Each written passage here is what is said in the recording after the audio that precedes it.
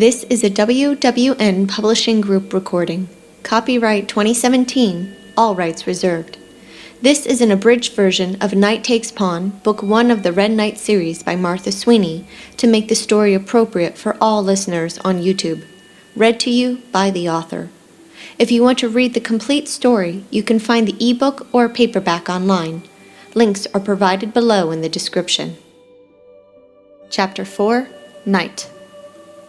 I pretended to fall asleep after the little stunt she pulled, wanting to ease her concern as well as to see if she would be stupid enough to try something again. I didn't hear a sound from her after she had gotten off the bed. I wasn't quite sure where she went, but I knew it wasn't very far from the sound of her soft footsteps. Sometime later, I acted like I was rolling over slightly in my sleep to get a better view of the room and where she was.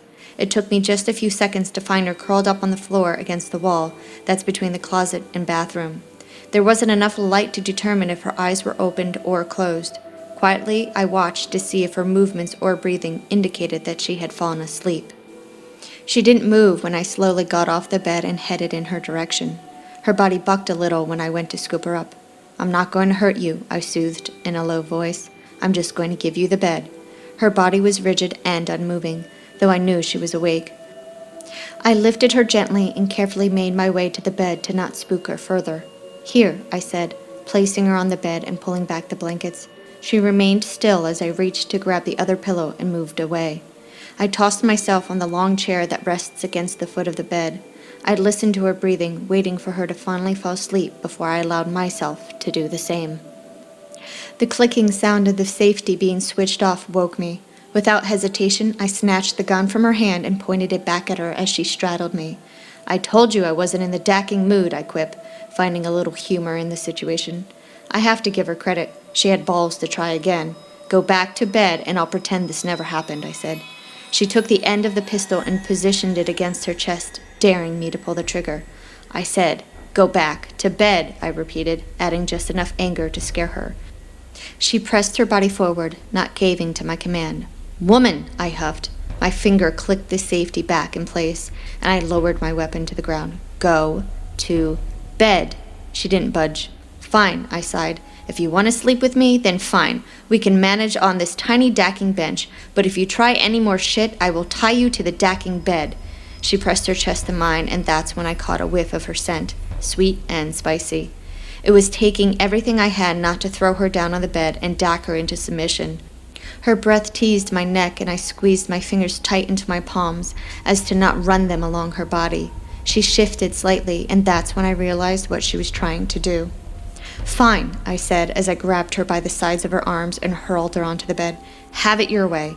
She fought as I made good on my promise.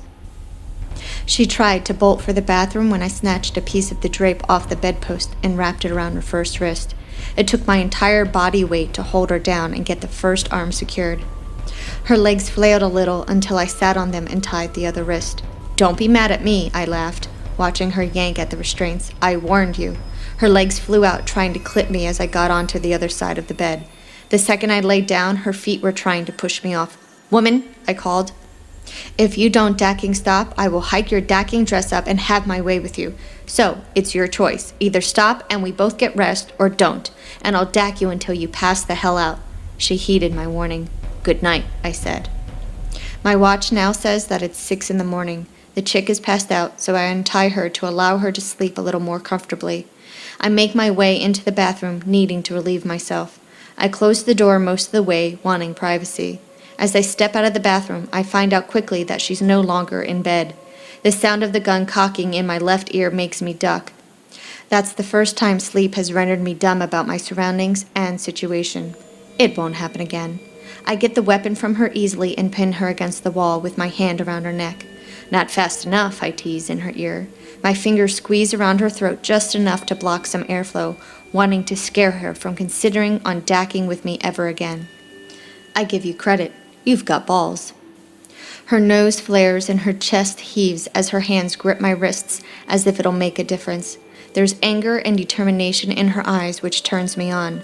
Most women are timid and scared, even the ones who work for Jagger. She's different, and I like that. Aside from her attitude, she's got a pretty face that hasn't been dacked with, a good body, and a tempting aroma. Can you please cut the shit, I ask.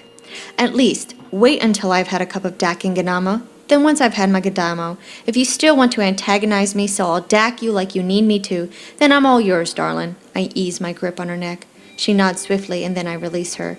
I tuck the gun in the back of my pants and take several steps backward. Her hands are already at her throat as her breathing returns to normal. Don't worry, I say. I didn't do anything to leave marks. Her eyes narrow at me and I laugh. Get some sleep, I direct. It's still really early. I'll get up around 10 and get us some food. She eyes me and then takes the bed while I return to the chair. I'm in and out of rest as I wait for my alarm to go off at 9. I'm usually a morning person, and I'm used to sleeping only a few hours a day with how Jagger likes to run things. I watch Sleeping Beauty rest for about an hour. She wakes with a start when she finds me leaning against the far bedpost and looking right at her. Do you want ganamo? I inquire, hoping to distract her. She makes a disgusted look, so I take that as a no. It's still early, I inform. I'll jimmy the lock and get us some food. Do whatever it is you need to do, and I'll be right back. When I reach the door, I turn after hearing a noise and find her a few feet from me. I'll be right back. Her eyes soften as if she's begging me to let her out. I'm not stupid, I laugh. I know you'll run the second I let you come with me. She shakes her head. Don't insult me, I command. I'll be right back with some food. Take a piss or a shower. Her eyes beg me to take her with me. I'm not easily swayed, darling, I state. She takes a step closer to me, enough for her chest to graze mine. My eyes watch her breasts for a few seconds, reconsidering the ganamo and using her as my wake-up fix. Keep that up and I'm not leaving this room, I inform, which means neither will you. A disgusted look splashes across her face. That's what I thought, I snicker. When she doesn't move more than a step away, I lean against the door and cross my arms. After about 30 seconds, she huffs and then goes into the bathroom. I move quickly through Jagger's house, not wanting to disturb anyone. There are people scattered about in the halls and rooms, and most of them are naked to some extent. Jagger likes to keep everyone distracted with a never-ending party while he conducts business. About 20 minutes later, I return to the room with some food and drinks for the woman and me. She's in the shower when I get back, and I'm able to put the tray on the chair and lock the door from the inside. I think it's odd that she's locked in. I've never seen any of the other girls' rooms like this. I wonder if she's new. Only the new slaves are locked in from the outside. Hey, darling, I call as I crack open the bathroom door. Breakfast is here. The water is suddenly turned off, but she doesn't move. Need a towel? I ask, taking the one closest to her off the rack. She peers around the partially see-through curtain and catches me dangling it. Her expression shows she's not amused. It's not like I haven't seen a naked woman before, I goad. She doesn't move. I can't believe a sex girl like you is shy, I laugh. When she doesn't move, I say, fine, I was just having a little fun. Here. My hand extends to offer the towel. As she reaches to take it, I jerk it back. She takes a deep breath and lets it out slowly. I'm just messing with you, I muse, tossing her the towel. She puts it on behind the curtain and is surprised to see me standing in the doorway, sipping my ganamo as she peels back the curtain. I don't move, nor do I say anything as I watch her get ready. She tries to get the other towel that's closest to me, and I contemplate messing with her or not. Once she has her hair up in the second towel, I snatch the one that's wrapped around her body. Her hands dart to her crotch and breasts in a desperate attempt to hide them. When I don't bother to give the towel back right away, she takes the one off her head and covers herself. Here, I offer, handing her the towel. She ignores me. Seriously, I say. When she doesn't take it, I place it across the sink for her. Everyone's asleep, and I brought up plenty of food. I got some tamia for you since you said you didn't like ganamo. With her hand clutching the towel at her chest, she squeezes by me and enters the bedroom. I follow her, wanting to watch her every move. She tries to hide in the closet as she dresses. I resume the spot against the bedpost when I watched her sleep, and she takes a seat diagonal from me.